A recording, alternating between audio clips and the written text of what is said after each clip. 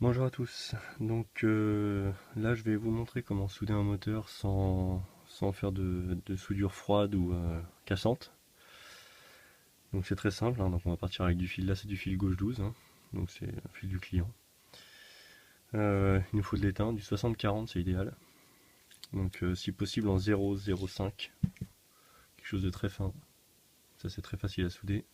Il faut absolument que les bandes du moteur soient propres, parce que sinon, pour souder, c'est juste pas possible.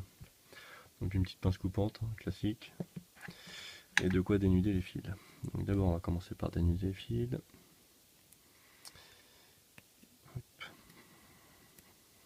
Voilà, donc les fils propres. Faire les trois pareils.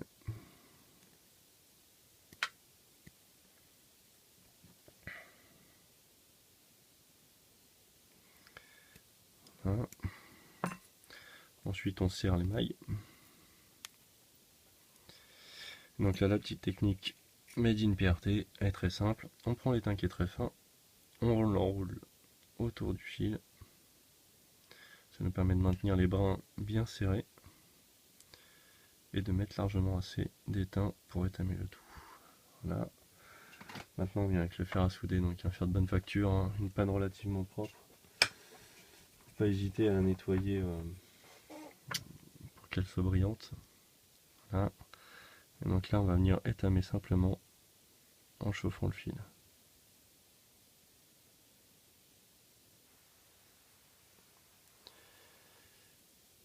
Hop.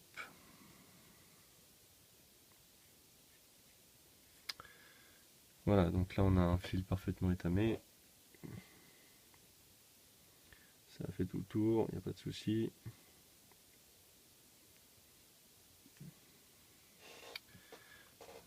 Hop. On va faire les deux autres. Voilà. Toujours l'étain autour.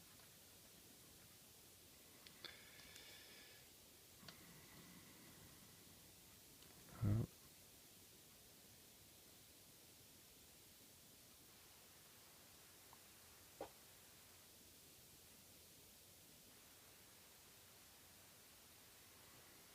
Et voilà. Hop, le dernier.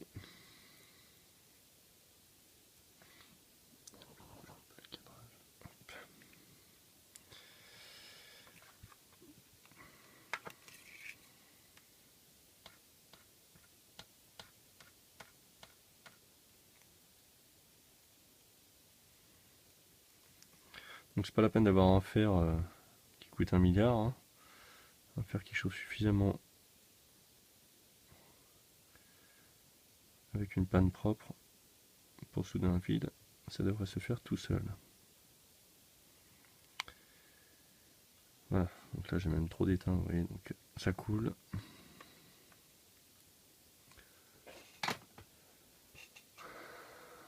Donc voilà ce que ça donne. Je sais pas si je vais réussir à zoomer. Voilà, donc on a un fil qui est quand même étamé sur toute la partie dénudée. Ensuite on peut prendre une petite pince plate pour faciliter le passage dans les trous, histoire de lui donner la forme qui va bien. Comme de toute façon il est refondu par la suite, ça pose pas de problème. Et ensuite, donc on prend le moteur, on va glisser dans le trou, donc là il n'y a pas de souci puisque je suis à le bon diamètre.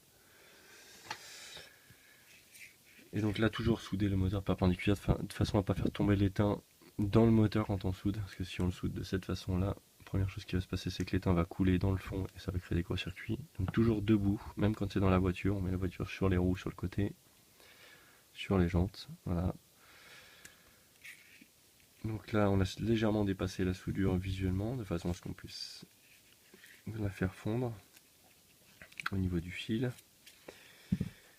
Et donc là on va simplement chauffer non pas le fil mais la bande qu'on veut souder, très proche du fil quand même, hein, de façon à faire chauffer l'étain qui est sur le fil. Et là on va avoir l'étain qui va migrer naturellement autour du point chaud. Voilà. là on en rajoute suffisamment, on maintient le fil dans la position qu'on souhaite. Hop. Tac. Et on a une soudure. Pas parfaite mais très propre. Pas besoin d'avoir plus. Le fil ressort de l'autre côté, ce qui fait qu'on est sûr qu'au moins il est soudé à cœur. Et notre base est propre. Voilà, donc je refais les deux autres pareils. Et c'est fini.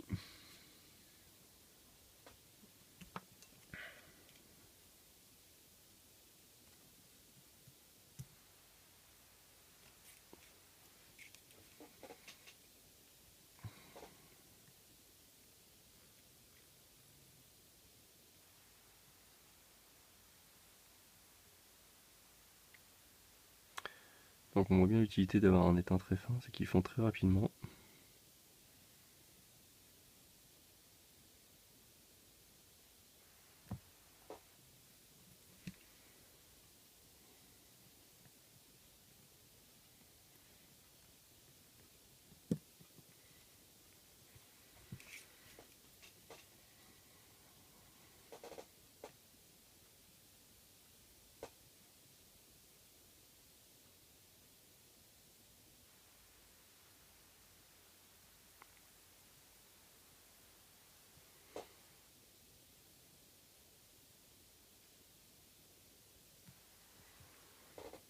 Voilà, on a 3 fils